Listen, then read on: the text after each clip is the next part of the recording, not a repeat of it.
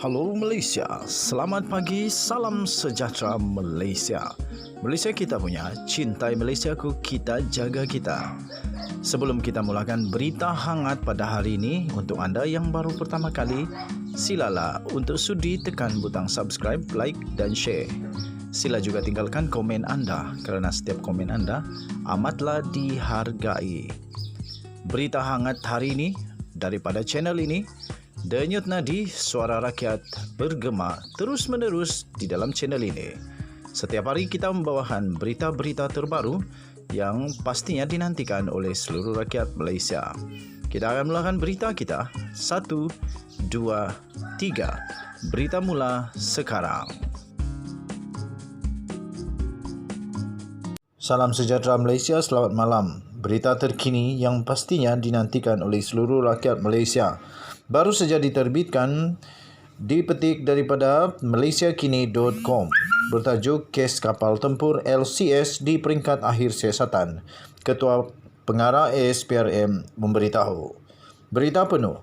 Ketua Pesuruhjaya Suruhanjaya Pencegahan Rasuah Malaysia ASPRM Azam Baki enggan mengulas lanjut berhubung siasatan projek pembinaan 6 kapal tempur LCS bernilai 9 bilion ringgit Malaysia. Katanya, keputusan mengenai hasil siasatan yang dijalankan ASPRM akan diumumkan dalam masa terdekat nanti. Azam dipetik BH Online berkata dia perlu menjaga sensitiviti siasatan dan kerahsiaan kes berkenaan. Katanya, saya akan maklum kemudian apabila bersedia membuat pengumuman. Tambahnya lagi, saya sudah pernah memberi kenyataan sebelum ini mengenai siasatan. Saya kena menjaga sensitiviti hal penyiasatan dan kerahsiaan kes ini kerana ia bukan saja membabitkan ASPRM tapi juga Jabatan Peguam Negara dan sebagainya.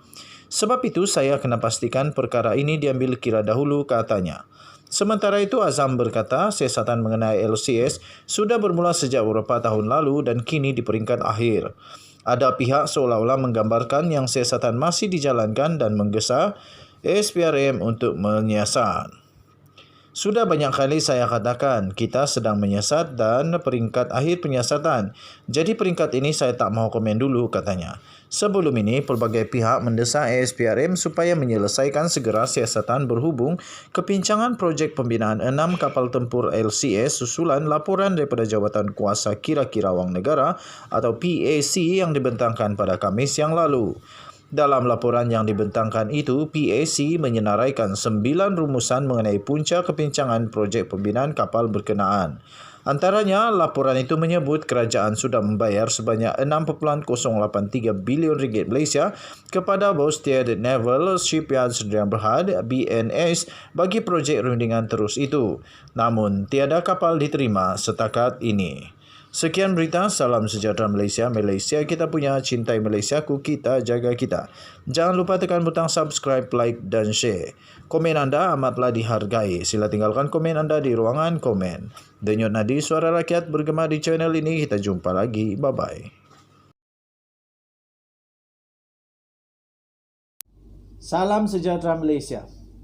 Habislah denyut nadi suara rakyat bergema di channel ini. Kali ini betul-betul habis. Macam mana Najib Zahid perlu jawab benda ni? Satu dokumen terbaru yang memang akan bikin pening kepala Najib Zahid H2O wajib jawab. Ini memang bikin pening kepala. Belum pun selesai kes Najib Razak. Belum pun selesai kes Zahid Hamidi. Malah Najib Razak akan bakal dipenjara pada pertengahan bulan ini kalau dia salah di Mahkamah Persekutuan. Muncul lagi satu lagi penyelewengan wang berjumlah 890 juta ringgit Malaysia. Aduh, pening kepala.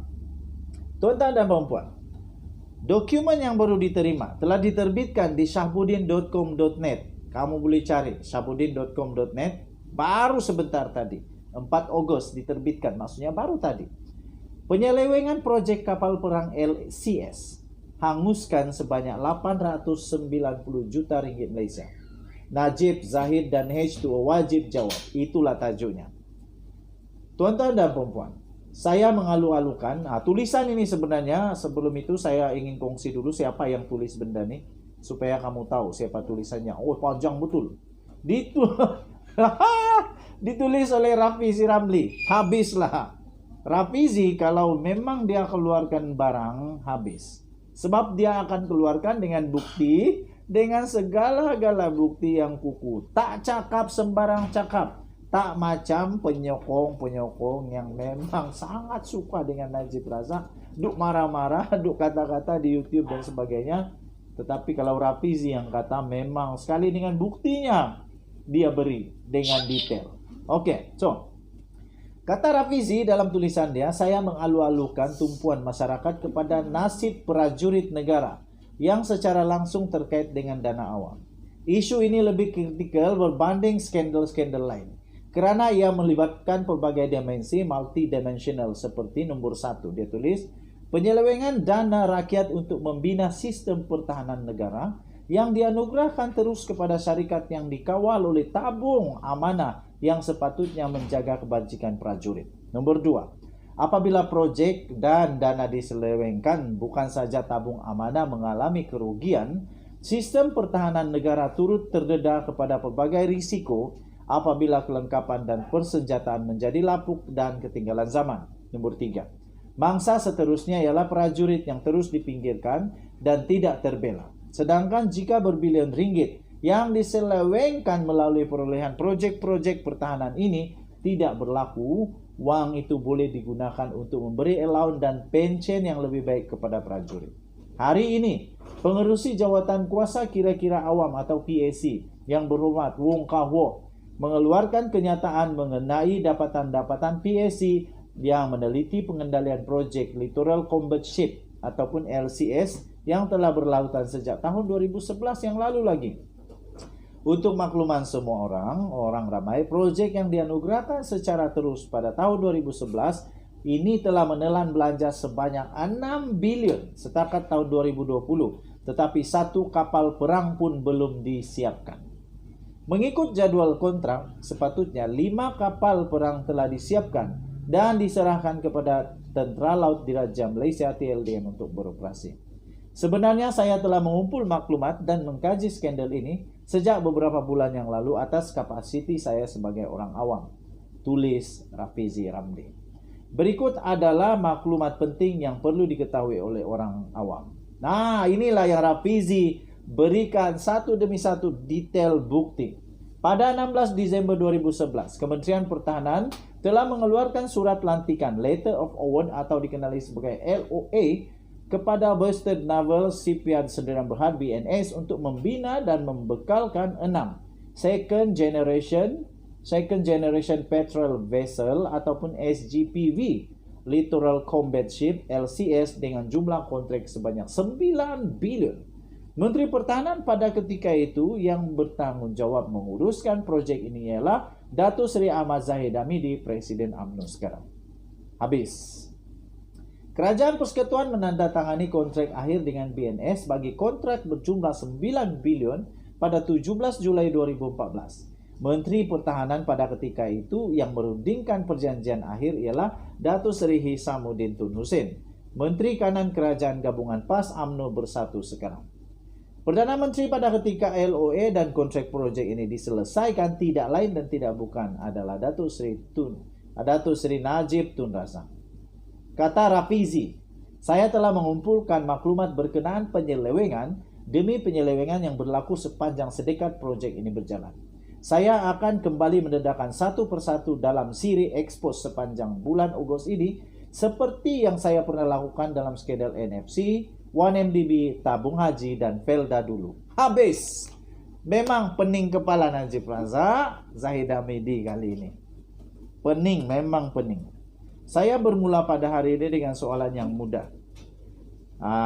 Rafizi tanya soalan pertama. Siasatan yang dilakukan secara sedalaman setakat ini menunjukkan bahwa sekurang-kurangnya 890 juta ringgit Malaysia telah diselewengkan daripada projek ini. Baik dari segi penipuan, wang yang dipindahkan kepada pihak yang bertujuan untuk menipu kontrak, duplikasi kontrak dengan tujuan, tuntutan berganda dan pelbagai penyelewengan ini. Katanya lagi, saya percaya siasatan dalaman ini telah sampai kepada Hisamuddin Hussein. sebagai menteri yang menandatangani kontrak dalam tahun 2014. Beliau juga menteri yang telah menandatangani perjanjian tambahan supplementary contract pada 31 Mei 2022 untuk menghidupkan kembali proyek ini. Sebagai Menteri Pertahanan yang paling lama menguruskan proyek ini, beliau sudah tentu tahu tentang segala laporan dalaman mengenai penyelewengan proyek ini. Kenapa sehingga sekarang beliau tidak mengambil tindakan untuk menangani penemuan penyelewengan berjumlah 890 juta ringgit Malaysia ini, kerana tidak ada satu kes pun yang dibawa pada pihak-pihak yang dinamakan terlibat di dalam penyelewengan tersebut? Soalannya. Skandal ini bakal memerangkap UMNO menjelang PRU15 kerana ini akan membuktikan bagaimana UMNO menuduh Pakatan Harapan menjual aset negara, sedangkan di bawah pentadbiran UMNO, nombor 1, Rafizi Ramli menulis, persenjataan dan pertahanan negara terbengkalai sehingga ketinggalan berbanding jiran kita seperti Indonesia. Nomor 2, nasib prajurit yang kebanyakannya Melayu diabaikan apabila dana yang sepatutnya dimanfaatkan oleh mereka hangus akibat penyelewengan. Saya akan terus mendedahkan maklumat terperinci penyelewengan ini satu demi satu sehinggalah Zahid Hamidi, Hishamuddin Hussein dan Najib Razak bersuara untuk menjawab. Skandal kapal perang terbengkalai ini berlaku di bawah pengawasan dan pengurusan mereka. Wajiblah mereka tampil menjelaskan kepada rakyat. Ditulis oleh Rafizi Ramli, Timbalan Presiden Keadilan, bertarikh 4 Ogos 2022. Tulisan ini bukan saya yang kata, tetapi tulisan ini ditulis 100% oleh Rafizi Ramli, orang yang telah bertanggung jawab mengeluarkan skandal 1MDB, sehingga Najib Razak di dalam kes SRC International Sdn Bhd dipenjarakan 12 tahun dan dikenakan denda 210 juta ringgit. Adakah dengan penyelewengan baru ini yang didakwa penyelewengan oleh Rafizi ini akan membuatkan ketiga-tiga mereka pula dalam bahaya yang amat besar? Denyut nadi suara rakyat bergema di channel ini. Untuk mendapatkan berita yang lengkap, kamu boleh layari safudin.com.net bertarikh hari ini 4 Ogos 2022 dengan tajuk penyelewengan proyek kapal perang LCS hanguskan RM 890 juta. Najib, Zahid dan H2O wajib jawab. Kita jumpa lagi.